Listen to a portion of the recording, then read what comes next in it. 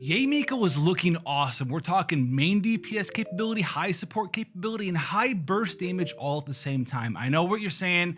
It sounds way too good to be true, but let's break this down. We've seen the live stream. Let's get into exactly why this character is so awesome. Also, if you were like, where you've been lately, this happened and I had to wait for the new one to come in. And as always, make sure to like, subscribe for more information. And number one of all, make sure you have a good day. Now, when you talk about main DPS capabilities in Yae Miko, we're talking about how strong her charge attack is. Now, she's a Catalyst character. She's got the normal 1-2-3 hit for Catalyst characters, but she's a very potent charge attack because, yeah, the multiplier on it, 257, but unlike other characters in Genshin Impact, specifically Catalyst ones, she shoots like a line AoE in front of her, and this can actually do damage to multiple targets, which is quite substantial. The downside here, though, if you want to use her as your main DPS, which isn't really what she's intended for, but you can, the downside here is it has a 50 energy cost, 50 stamina cost, if you will, to utilize this. That is a very expensive when you're looking at charge attack stamina costs across other characters. Again, however, I'm fully aware that there's going to be some video of someone doing some domain or something where they're just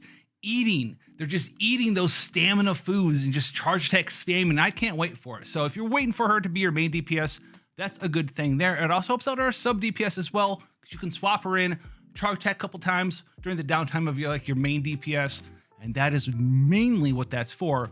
And it's going to be very nice and very potent for you. Now, as far as support goes, we have a very viable E here. This is going to be her good old Seshaha Sakura here. Now, she has a sort of turret totem that she places down, and it attacks nearby enemies. This has a 4-second cooldown per charge and a 14-second duration. And yeah, that's pretty wild there. And you get to cast 3 of these, you get 3 charges of them. And the way that these work here is you can place them close to each other, and as long as they're in their own circles and you have another one there, they're gonna buff up each other's damage. So you can use her as a raw support damage character, kind of like Albedo does with his elemental skill. Or if you want to, you can spread them out around the map and make sure you have Electro going on all your enemies. Say you're using her to put on Electro, you have a character like Venti or Kazuha or Sucrose that wants to, swirl some Electro charged over and over and over.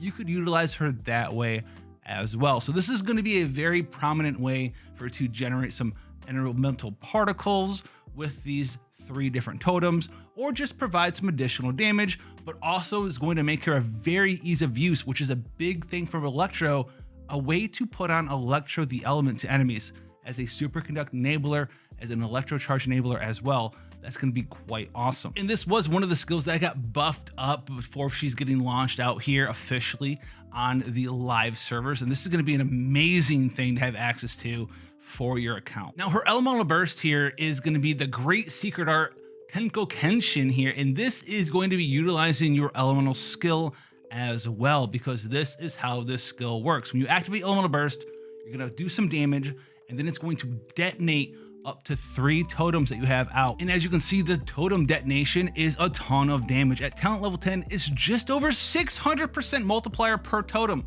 So this thing is going to be like over 2,200 multiplier if you have your 3 totems all stacked on top of each other and you detonate this elemental burst. It's going to do a ton of damage. This makes it very easy to utilize with someone like C6 Kujo Sara, Bennett.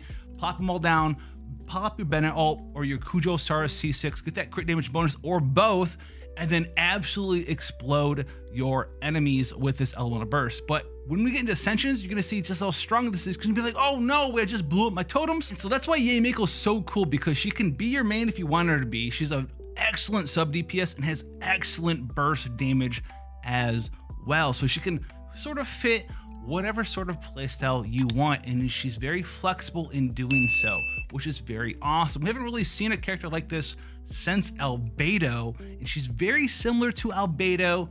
It's very similar to Fischl, because Fischl kind of does the same thing, but Albedo has the big burst damage, and she has even bigger burst damage and isn't as RNG as Albedo is either. So I really like this character so far. But here comes the Ascension. So this is still Constellation 0, by the way. So the first Ascension here is when you use your elemental burst, you're going to reset the cooldown of a 1 charge of your E for every single E that you've detonated. So if you go plop, plop, plop, elemental burst, you get all 3 back immediately. You can put them all right back down, which means you have no downtime on that elemental skill, which is super awesome. But even if you make a mistake and you didn't use your elemental burst close enough and it flew off into the stratosphere somewhere, you're gonna still get 2 of them back, and the other one has a 4-second cooldown, and by the time you get through that animation, it's already back anyway. The second one here is every single point of elemental mastery we have is going to increase your elemental skill damage by 0.15%. So if you have 10 elemental mastery,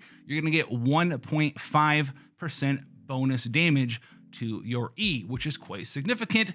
This one is sort of very weird. You have to pick if you want to build her big crit chance, big crit damage, or if you want to build her some elemental mastery at the same time. We'll get more into that when we talk about some of the artifact sets that you want to use on this character. Her constellations do make her a little bit better. In my opinion, I don't think any of them are really quite worth pulling for. The most worthwhile one I think might be Constellation 1, because when you pop your elemental burst, you're gonna get 8 elemental energy back for every totem you destroy, which is a lot of energy. It's 24 energy on a 90 cost elemental burst. This is gonna allow you to drop some energy recharge, build for extra elemental mastery, crit chance, attack, crit damage, all of that stuff. C1 is a very easy to use and abuse. C2 is gonna give you increased range on your elemental skill. C4 is gonna increase electro damage bonus for electro characters in your party. And then C6 is gonna make your E ignore 60% of your opponent's defense, which is very good, but at the same time, it's gonna be sort of like a smaller amount of her damage depending on the build you're doing. If you have C6, I could see like a max crit chance, crit damage, elemental mastery build to really maximize all of your elemental skill damage. But her burst hits so hard, her charge attack hits so hard, and her E also hits so hard at C0 that I'm cool getting like C0, C1, calling it a day, getting out there and using Yae Miko. And as far as using Yae Miko goes, well, she's got 3 primary artifacts to really think about here. Now you have the Thundering Fury set,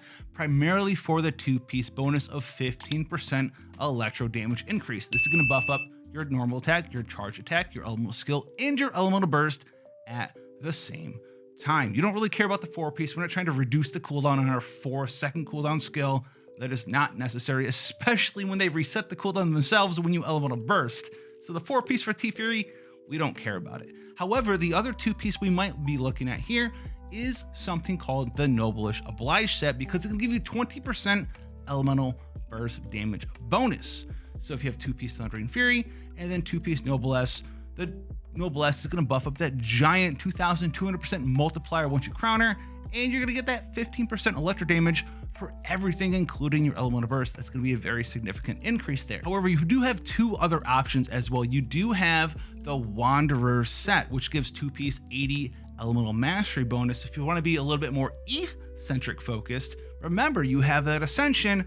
Every 10 elemental mastery is 1.5% increased damage to your elemental skill. So you can go 2-piece Thundering Fury, 2-piece Wanderers. That's going to greatly increase and maximize your elemental skill damage bonus. If you're trying to go with full charge attack, focus carry character, you can go 4-piece Wanderer, get that 80 elemental mastery, and then get 35% charge attack damage as well. So those are the 3 best sets. One other set I want to give an honorable mention right now is the Thunder Soother set. Now this will only work out in certain parties, mainly like electro hard carry parties. The Thunder Soother set, if someone has the electro element on them, everything you do has 35% increased damage, which is very, very, very strong. It's the equivalent of having plus 35% electro damage to all of your skills. Your normal attack, your charge attack, your elemental skill, and your elemental burst will all get 35% increase. So it's the strongest potentially